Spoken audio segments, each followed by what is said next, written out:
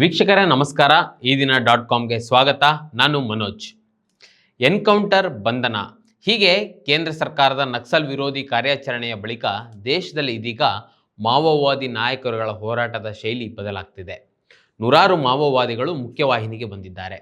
ಅಹಿಂಸೆಯ ಹೋರಾಟಕ್ಕೆ ಇಳಿಯುವ ನಿರ್ಧಾರವನ್ನು ಕೆಲ ನಾಯಕರುಗಳು ತೆಗೆದುಕೊಂಡಿದ್ದಾರೆ. ದೇಶದ ಕಾಡುಗಳನ್ನು ನಕ್ಸಲ್ ಮುಕ್ತಗೊಳಿಸುವುದಾಗಿ ಕೇಂದ್ರ ಸರ್ಕಾರದ ನರೇಂದ್ರ ಮೋದಿ ನೇತೃತ್ವದ ಸರ್ಕಾರ ನಿರಂತರವಾಗಿ ಹೇಳುತ್ತಲೇ ಬರ್ತಿದೆ. ಆದರೆ ಇತ್ತೀಚೆಗೆ ಕೆಲವು ಬೆಳವಣಿಗೆಗಳು ಮೋದಿ ಸರ್ಕಾರದ ನಿಜವಾದ ಉದ್ದೇಶವೇನು ಎಂಬ ಪ್ರಶ್ನೆಯನ್ನು ಹುಟ್ಟಿಸಿದೆ. ನಕ್ಸಲ್ ಮುಕ್ತ ಕಾಡುಗಳ ನೈಜ ಅರ್ಥವೇನು ಎಂಬುದಕ್ಕೆ ಕೇಂದ್ರ ಉತ್ತರಿಸಲಾಗದ ಸ್ಥಿತಿಗೆ ತಲುಪಿದೆ. 1967ರಲ್ಲಿ ದೇಶದಲ್ಲಿ ಪಶ್ಚಿಮ ಬಂಗಾಳದ ನಕ್ಸಲ್ಬರಿ ಗ್ರಾಮದಲ್ಲಿ ರೈತರ ದಂಗೆಯೊಂದಿಗೆ ನಕ್ಸಲ್ ಹೋರಾಟವು ಆರಂಭವಾಯಿತು. ಮಾವೋವಾದಿ ಸಿದ್ಧಾಂತದಿಂದ ಪ್ರೇರಿತರಾದ ಈ ಹೋರಾಟವನ್ನು ಚಾರು ಮಜುಮ್ದಾರ್, ಜಂಗಲ್ ಸಂತಹಾಲ್ ಮತ್ತು ಕನು ಸನ್ಯಾಲ್ ಮುನ್ನಡೆಸಿದರು. ಬಳಿಕ ದೇಶಾದ್ಯಂತ ಇದು ಹರಡಿತು. ಅದರಲ್ಲೂ ಮುಖ್ಯವಾಗಿ ಜಾರ್ಖಂಡ್, ಛತ್ತೀಸ್ಗಢ, ಒಡಿಶಾ, ಆಂಧ್ರ ಪ್ರದೇಶ ಮತ್ತು ಮಹಾರಾಷ್ಟ್ರದಂತಹ ಹಿಂದುಳಿದ ಗ್ರಾಮೀಣ ಪ್ರದೇಶಗಳಿಗೆ ಇದು ಹರಡಿತು. ಭೂಮಿಯ ಶೋಷಣೆ, ಬಡತನದಂತಹ ಸಮಸ್ಯೆಗಳ ವಿರುದ್ಧವಾಗಿ ಸಶಸ್ತ್ರ ಬಂಡಾಯದ ರೂಪದಲ್ಲಿ ನಡೆಯುವ ಹಿಂಸಾತ್ಮಕ ಹೋರಾಟಕ್ಕೆ ಬೆಂಬಲ ಕ್ಷೀಣಿಸುತ್ತಿದ್ದಂತೆ 1980ರ ದಶಕದಲ್ಲಿ ನಕ್ಸಲ್ ನಾಯಕರು ಆದಿವಾಸಿಗಳಿಗಿರುವ ಕಾಡು ಸೇರಿಕೊಂಡರು. ಈ ಸಂದರ್ಭದಲ್ಲಿ ಹುಟ್ಟಿಕೊಂಡಿದ್ದು ಎರಡು ಅಭಿಪ್ರಾಯಗಳು. ಒಂದು, ನಕ್ಸಲ್ ನಾಯಕರು ಕಾಡು ಸೇರಿದ್ದರಿಂದ ಆದಿವಾಸಿಗಳ ಸಬಲೀಕರಣವಾಗಿದೆ, ಅವರ ಹಕ್ಕುಗಳ ಬಗ್ಗೆ ಅವರಿಗೆ ಅರಿವು ಮೂಡಿದ್ದು ಖಾಸಗಿ ಕಂಪನಿಗಳನ್ನು ಕಾಡಿನಿಂದ ದೂರವಿರುವಂತೆ ಮಾಡಿದೆ ಎಂಬುದು. ಇನ್ನೊಂದು, ನಕ್ಸಲ್ ನಾಯಕರು ಆದಿವಾಸಿಗಳಿಗೆ ರೈಫಲ್ಗಳನ್ನು ನೀಡಿ ಹಿಂಸಾತ್ಮಕ ಹೋರಾಟಕ್ಕೆ ಎಳೆದಿದ್ದಾರೆ, ದೇಶದ ವಿರುದ್ಧ ಯುದ್ಧಕ್ಕೆ ಆದಿವಾಸಿಗಳನ್ನು ಬಳಸಿಕೊಳ್ತಿದ್ದಾರೆ, ಆದಿವಾಸಿಗಳಿಗೆ ಹಿಂಸೆ ನೀಡುತ್ತಿದ್ದಾರೆ ಎಂಬುದು. ಈ ಚರ್ಚೆಗಳು ಇನ್ನೂ ಮುಂದುವರೆದಿವೆ. ಇವೆಲ್ಲದರ ನಡುವೆ ನಕ್ಸಲರು ದೇಶಕ್ಕೆ ಆಪತ್ತು ಎಂದು ಹೇಳಿಕೊಂಡು ಕೇಂದ್ರ ಗೃಹ ಸಚಿವ ಅಮಿತ್ ಶಾ ನಕ್ಸಲರ ಹತ್ಯೆಗಾಗಿ ಕಾರ್ಯಾಚರಣೆಗಳಿಗೆ ಅವಕಾಶ ನೀಡಿದ್ದಾರೆ. ದೇಶವನ್ನು ಸಂಪೂರ್ಣವಾಗಿ ನಕ್ಸಲ್ ಮುಕ್ತ ಮಾಡುವ ಗುರಿಯೊಂದಿಗೆ ನಡೆದ ಕಾರ್ಯಾಚರಣೆಯ ಭಾಗವಾಗಿಯೇ ಸಾವಿರಾರು ಮಾವೋವಾದಿ ನಾಯಕರುಗಳ ಹತ್ಯೆ ಮಾಡಲಾಗಿದೆ. ದಕ್ಷಿಣ ಏಷ್ಯಾ ಭಯೋತ್ಪಾದನಾ ಪೋರ್ಟಲ್ ಅಂದರೆ SATP ದತ್ತಾಂಶದ ಪ್ರಕಾರ 2000ನೇ ಇಸ್ವಿಯಿಂದ 2025ರವರೆಗೆ ಒಟ್ಟು ಸುಮಾರು 4994 ನಕ್ಸಲರು ಹತರಾಗಿದ್ದಾರೆ.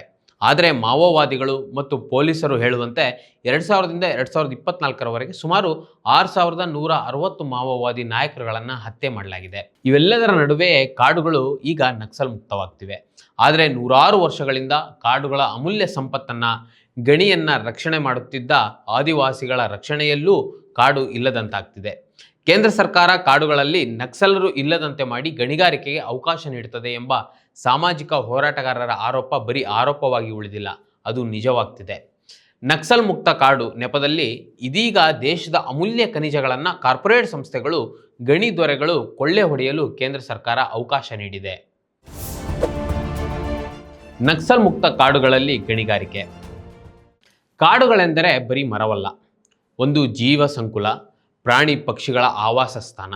ಸಾವಿರಾರು ವರ್ಷಗಳಿಂದ ಕಾಡಿನ ರಕ್ಷಣೆ ಮಾಡಿಕೊಂಡು ಬಂದವರು, ಅಮೂಲ್ಯ ಸಂಪತ್ತುಗಳನ್ನೇ ಪವಿತ್ರವಾದದ್ದು ಎಂದು ನಂಬಿಕೊಂಡು ಬಂದವರ ಆದಿವಾಸಿಗಳ ನೆಲೆ. ನಕ್ಸಲರು ಕಾಡು ಸೇರಿದ ಮೇಲೆ ಒಂದೆಡೆ ತಮ್ಮ ಉಳಿವಿಗಾಗಿ ಕಾಡು ರಕ್ಷಿಸಿದರೆ ಮತ್ತೊಂದೆಡೆ ಕಾಡುಗಳನ್ನು ಉಳಿಸುವ ನಿಜ ಉದ್ದೇಶವನ್ನೂ ಹೊಂದಿದ್ದರು.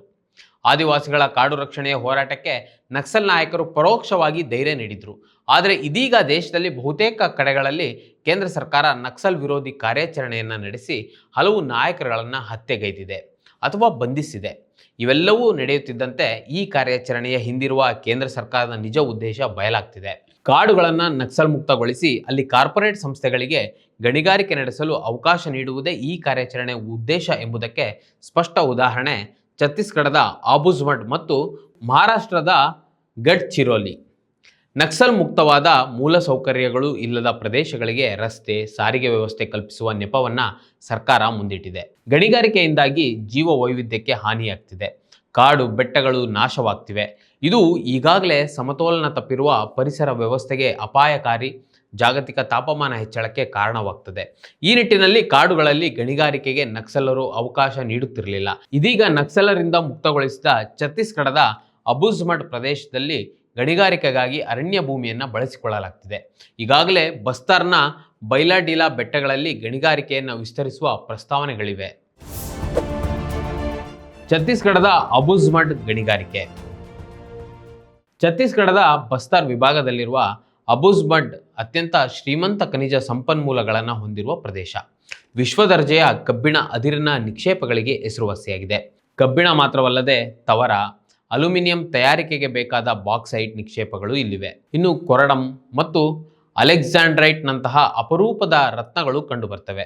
ಸುಣ್ಣದ ಕಲ್ಲು ಮತ್ತು ಕ್ವಾರ್ಟರೈಟ್ ನಿಕ್ಷೇಪಗಳೂ ಇವೆ. ಇಲ್ಲಿ ಪ್ರಮುಖವಾಗಿ Jaiswal Neco industries limited, steel authority of India limited ಮೊದಲಾದವುಗಳು ಗಣಿಗಾರಿಕೆಯನ್ನು ನಡೆಸುತ್ತಿವೆ. ಈ ಗಣಿಗಾರಿಕೆಗಾಗಿ ಸಾವಿರಾರು ಮರಗಳನ್ನು ಕಡಿಯಲಾಗ್ತಿದೆ. ಇದರಿಂದಾಗಿ ಸ್ಥಳೀಯ ಪರಿಸರ ವ್ಯವಸ್ಥೆಯೂ ಏರುಪೇರಾಗ್ತಿದೆ. ಇದು ಜಾಗತಿಕ ತಾಪಮಾನ ಏರಿಕೆಗೆ ಕಾರಣವಾಗುವುದಲ್ಲದೆ ಹಲವು ಅಪರೂಪದ ಸಸ್ಯ ಮತ್ತು ಪ್ರಾಣಿ ಸಂಕುಲ ಅಳಿವಿನಂಚಿಗೆ ತಲುಪುತ್ತಿವೆ. ಅಷ್ಟು ಮಾತ್ರವಲ್ಲದೆ ಕಬ್ಬಿಣದ ಅದಿರು ಗಣಿಗಾರಿಕೆಯಿಂದ ಹೊರಬರುವ ತ್ಯಾಜ್ಯಗಳಿಂದಾಗಿ ಹತ್ತಿರದ ನದಿಗಳು ಮತ್ತು ಅಂತರ್ಜಲ ಕಲುಷಿತವಾಗ್ತಿದೆ. ಇದರಿಂದ ಕುಡಿಯುವ ನೀರಿನ ಸಮಸ್ಯೆ ಉಂಟಾಗುವುದು ಮಾತ್ರವಲ್ಲದೆ ಕೃಷಿ ಭೂಮಿಯು ಫಲವತ್ತತೆಯನ್ನು ಕಳೆದುಕೊಳ್ತಿದೆ. ಮಹಾರಾಷ್ಟ್ರದ ಗಡ್ಚಿರೋಲಿಯಲ್ಲಿ ಗಣಿಗಾರಿಕೆ. ಈಗಾಗಲೇ ಮಹಾರಾಷ್ಟ್ರದ ಉತ್ತರ ಗಡ್ಚಿರೋಲಿ ಭಾಗವು ಬಹುತೇಕ ನಕ್ಸಲ್ ಮುಕ್ತವಾಗಿದೆ ಎಂದು ಘೋಷಿಸಲಾಗಿದೆ. ಗಣಿಗಾರಿಕೆಯು ಬಿರುಸಾಗಿ ಸಾಗ್ತಿದೆ, ಪರಿಸರ ನಾಶವಾಗ್ತಿದೆ.